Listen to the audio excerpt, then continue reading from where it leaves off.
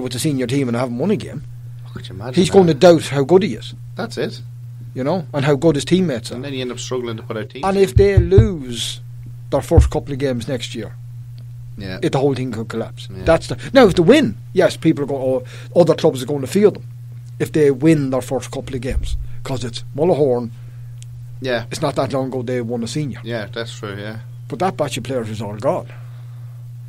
You see, again, it's all in cycles. GA, like every team sport, it's in cycles. It's what you've got. It's especially GA, where you're not buying players. It's what you bring up through. It's what you have coming through. So you need the population. You need the, you know. You do need that core group. I think you need that under 12s, under 14s, under 16s, minors. You need that kind of core group coming up with it, and then sprinkle it with whatever's is good in the seniors. Yes. I think and to keep lads at it. It's sport now. All sports I see that I've had any dealings with. Youngsters no longer play it unless they're successful. Oh yeah, there's the whole winning mentality. It's all about if you don't win, and even some that win. Well, I've won it now. That's it. I'm off the soccer. Well, Cavan Gaels have had a serious problem down through the years, where they had players at 18, 19 winning a senior title, and packing in Gaelic football. I have my senior medal. I've done it all. Yeah, and that was it. That's crazy. You know, you have the other lad that's dedicated, and he'll play football for 20 years for his club, not win a thing, even if he never won a game. He'll keep playing. Yeah, because he has a love for the game and playing. But that's less and less. I see youngsters now, and it's all, if we're not winning, we're not going to do it. No, it's give everybody. Patsy's making noise in the corner. Give everybody a medal, isn't that the way it's gone now? Well, everybody gets it, no matter if you're first, second or last, everyone gets a medal. I seen that there last year in, I think it was under 12 or under 13 in Cavan. They now call them the orange group, the yellow group, the blue group, you know, they put colours on them, so they try and not distinguish who's winning which division.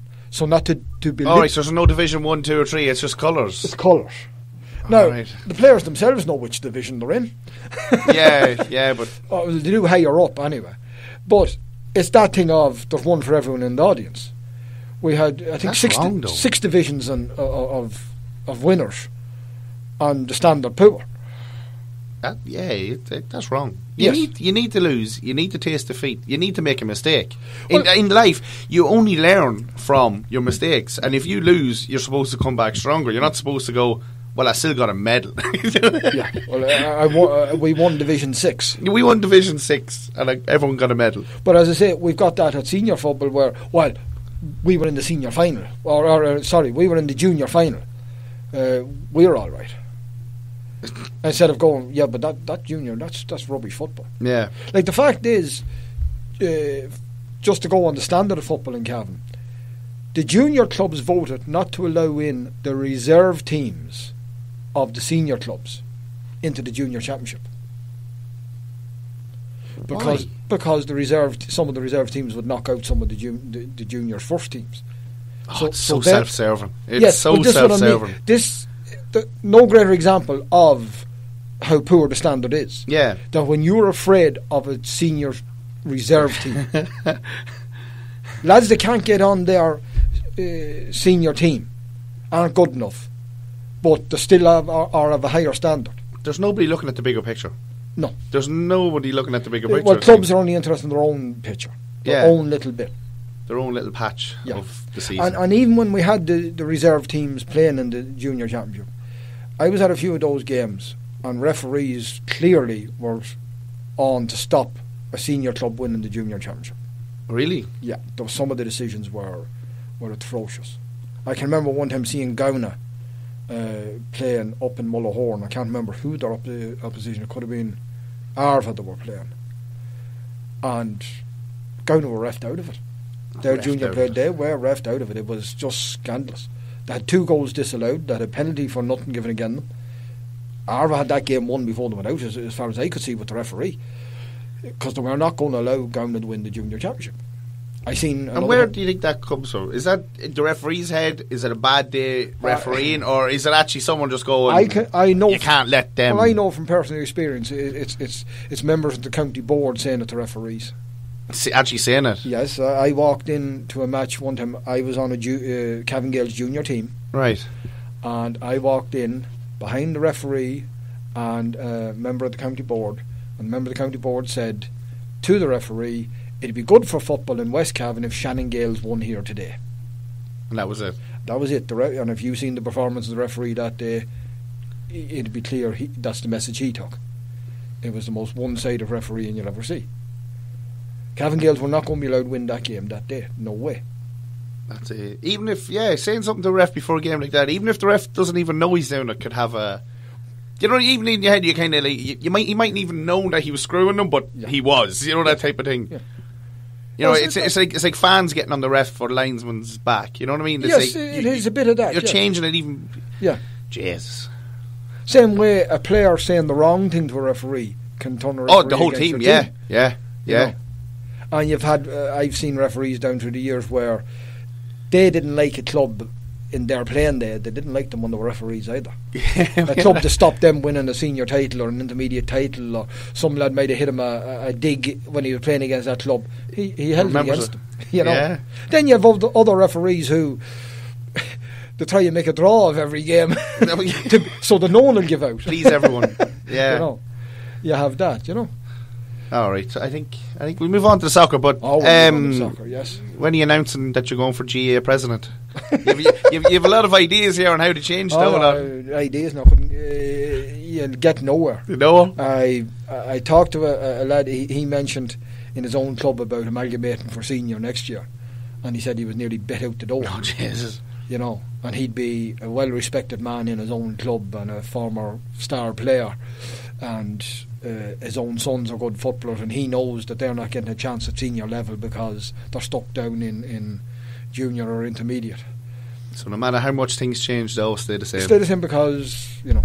And the thing is, those that are in official positions in clubs, they do a good job, but they are there to do it for their own club. Yeah, it's very self-serving. It's up to the county board has to do something. Yeah. But then the county board is made up of representatives of clubs. So you're in a catch-22, you know. Fight for the World Cup. Go and compete.